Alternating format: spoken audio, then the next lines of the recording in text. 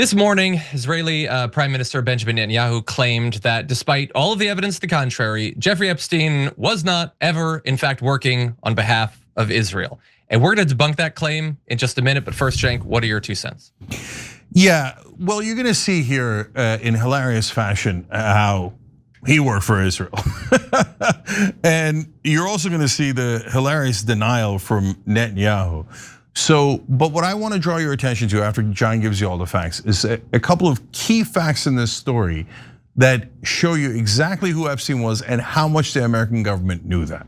And it makes me wonder if perhaps he's been watching your coverage, that he felt the need to address this. But in any event, let's get to the actual content, the claim, and then the evidence. So this morning he claimed that it wasn't Israel that Jeffrey Epstein was working on behalf of. It was actually just former Prime Minister Ehud Barak, and that's an important distinction. And here's what he posted on Twitter. Jeffrey Epstein's unusual close relationship with Ehud Barak doesn't suggest Epstein worked for Israel, it proves the opposite. Barak's personal fixation led him to engage in activities publicly and behind the scenes to undermine the government of Israel, including fueling mass protest movements, fomenting unrest, and feeding false media narratives. And so important context there is that these two individuals were obviously political rivals who feuded for years. And this is not the first time that Netanyahu has used Epstein and what he's alleged to have done as a political cudgel against Barak. For the record, it is true that Epstein and Barak, as has previously been discussed on the show, were extremely close. But there is a big catch to that there's also a connection between Epstein and Netanyahu individually. So it appears, based on the evidence that's been presented, that Epstein connected Netanyahu to JP Morgan Chase executives back in 2011. And here is reporting from the Daily Beast from 2023 about that, saying in March 2011, one JP Morgan employee wrote to Jess Staley, executive there, and another high-level executive, against all odds, we've been granted a meeting with Prime Minister Netanyahu. Staley forwarded the message to Epstein and wrote, thanks, to which the convicted sex offender replied, surprisey surprise. That's cute, I guess. What is wrong with this man's brain? In any event, we don't know much about what happened in the meeting, but it very strongly seems as if Epstein was instrumental in making it happen. But there is some context where we can try to divine what it might have been in regard to. So only a few months before that meeting, Israel had discovered an oil field known as Leviathan. Now, apparently for years, Netanyahu pushed hard to try to get that oil field developed. It didn't happen fast or easily, but eventually Netanyahu was able to brute force his way through the antitrust laws of Israel to make sure that that did actually get done. And in 2016, JP Morgan invested in the oil field.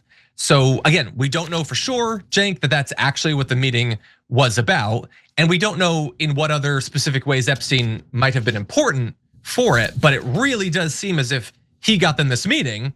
And if he has nothing to do with Netanyahu and is only buddy-buddy with Ehud Barak, then why was Epstein helpful in getting the meeting? I mean, they're JP Morgan. Surely they have better access to Netanyahu than some random weirdo like Epstein, right? Yeah, so look, first I want to address Prime Minister Netanyahu, as I did online. And I think he makes a really interesting point. The fact that the former Israeli Prime Minister of Israel, went over to Epstein's house 30 times and they were really close and they worked together to make a lot of deals for Israel, does seem to prove that he's not working for Israel. And the fact that they had Israeli spies stay at his house, wait, and the cyber weapons procured for no Israel. Aha, that proves that he's obviously working for Bulgaria. Okay, and by the way, like it's funny to us, right? Like it's super obvious, and I'm gonna prove it to you in more spectacular fashion in a second. But all of national media says, no, we don't see it. No, Netanyahu's right. There's no connections to Israel. They haven't written a single story, they haven't said a single word about connections to Israel. I mean, you want to talk about mask fully off. I mean, it's like a Scooby-Doo moment where all of mainstream media takes off their masks at once and goes, we are Israel. Okay, so let me show you all the connections. And this is just a short list. Dropsite News keeps dropping more of these stories. And so let's go to the graphics Jeffrey Epstein's connections to the Israeli government.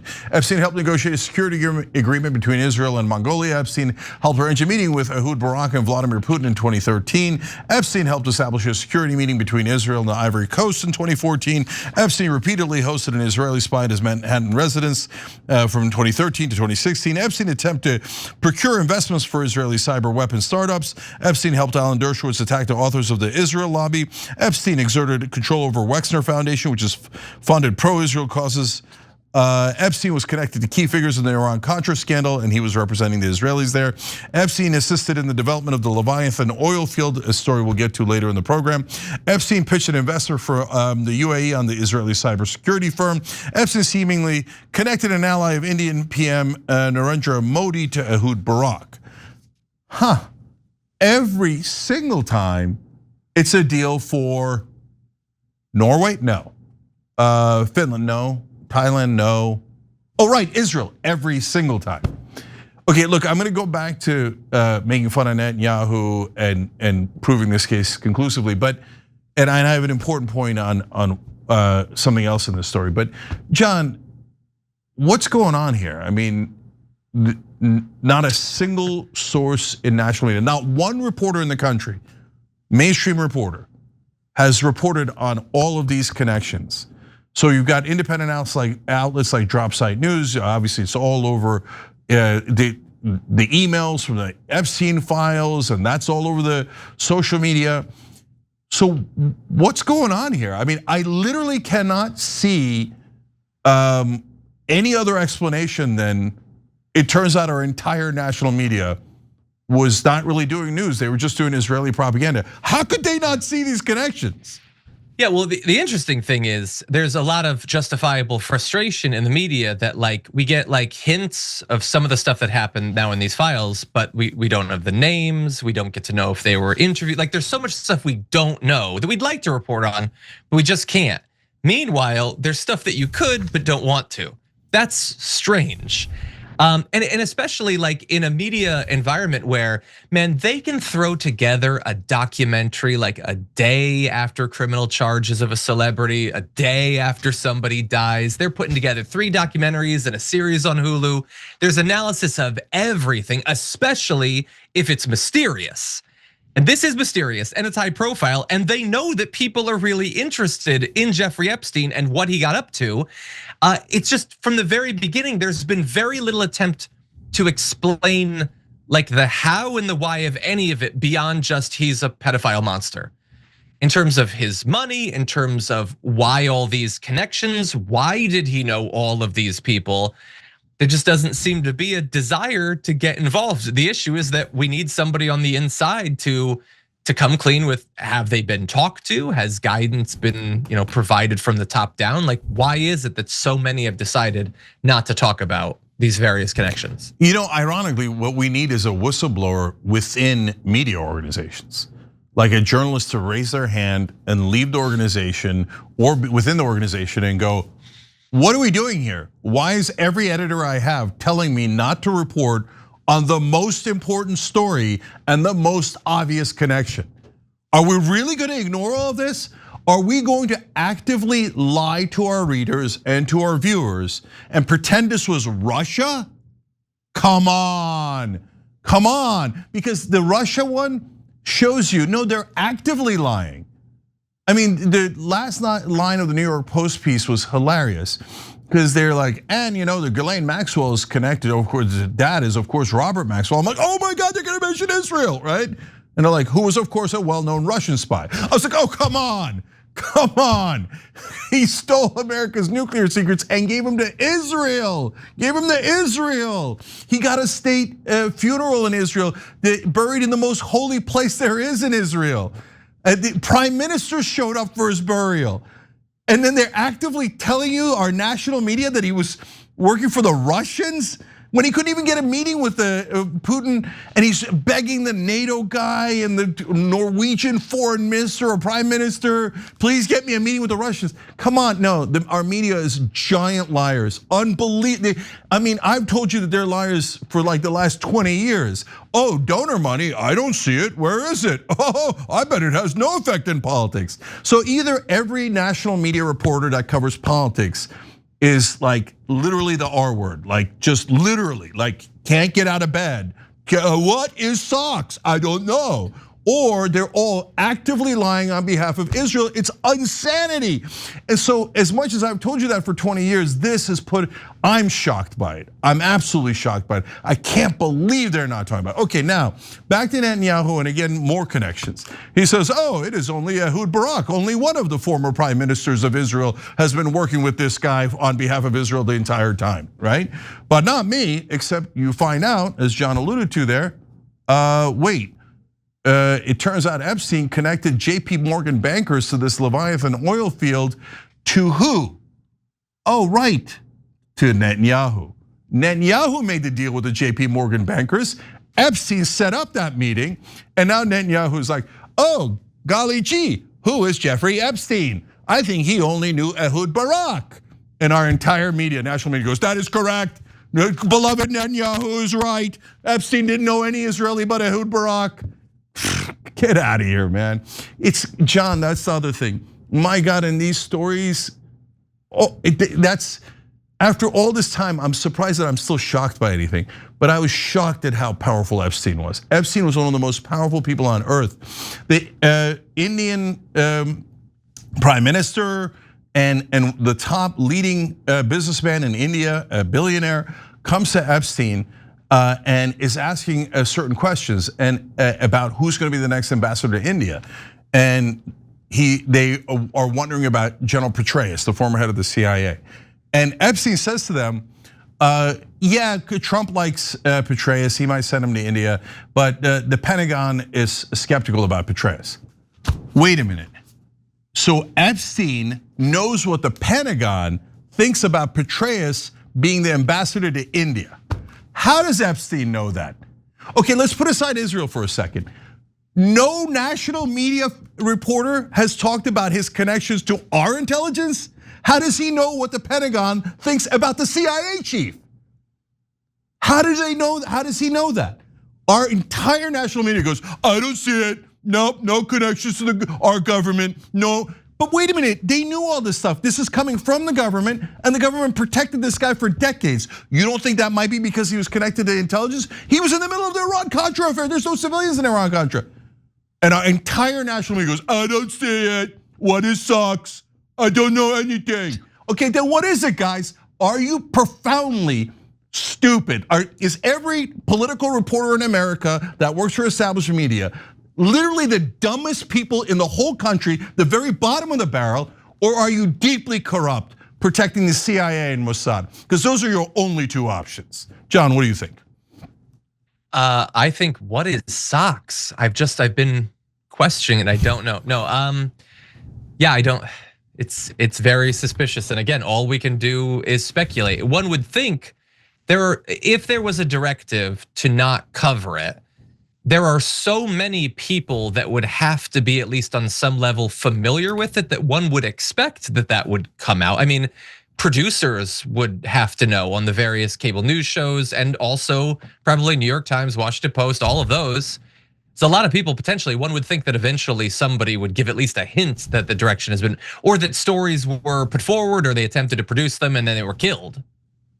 Yeah, no, like the best case scenario is the CIA runs these organizations and forbids them from writing about the CIA and their allies in Mossad. That's their only, like later if these political reporters retire and tell me, hey Cenk, I did know what socks are. I could get out of bed and dress myself, and I'm not the dumbest person in America. First of all, they'd have to convince me. But the way that they convince me is they say, look, every time we want to write a story about it, the CIA would spike it because NBC was run by CIA or New York Times was run by the CIA. Okay, well that's a fair explanation, but then that means you should totally ignore everything from establishment media. They're just giant liars who are lying on behalf of the CIA and apparently on behalf of Mossad. So, okay, that's not a great excuse. Yeah. Final thing for me is, doesn't it seem like, so there's this elite pedophile who is working with other elites to do pedophilia and to potentially protect both domestic and foreign espionage that's going on, and it's tied in with the media. Doesn't this seem like the exact sort of story that Alex Jones would be interested in based on the decades of news that he's got? It's the ultimate conspiracy.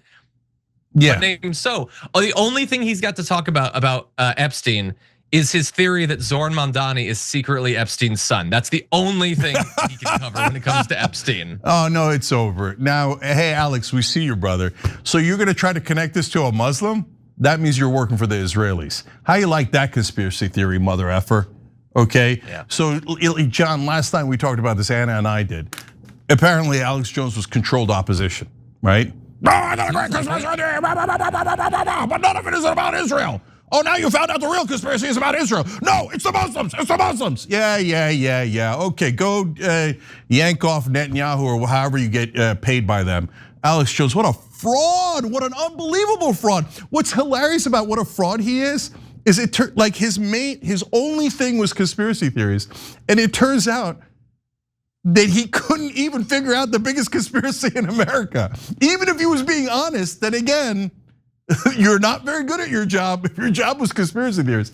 But God, that is amazing that it looks like the guy who was planting all the conspiracy theories. And now if you think about it though, it starts to make sense. Every conspiracy out there but Israel. Like, I mean, you want to talk about a bag of squirrels? He threw a giant bag of squirrels at the whole country. The distractions everywhere. But the minute it turns to Israel, it's like, no, not Israel, not Israel. Okay, Alex, okay, all right. We 100% see you, brother. Now, last thing, guys, Leon Black. Leon Black is the guy who had the vicious rape that was described in the Epstein files of a 16-year-old girl who had Down syndrome and was autistic. And he bites her, he draws blood. He's a sick man, according to those allegations. He pays Epstein $158 million for financial advice. That's for extortion, right? It appears, allegedly, but it was super obvious. Okay, why is Leon Black not arrested? Why is there not an investigation of Leon Black? Isn't that super weird? If you're an FBI agent and you get those things, those emails that are in the files and those notes from the survivors that are in the files, when we read it to you earlier in the week, wouldn't you immediately start an investigation on Leon Black? But yet, there was no investigation at all to this day. Forget being arrested, there's not even an investigation.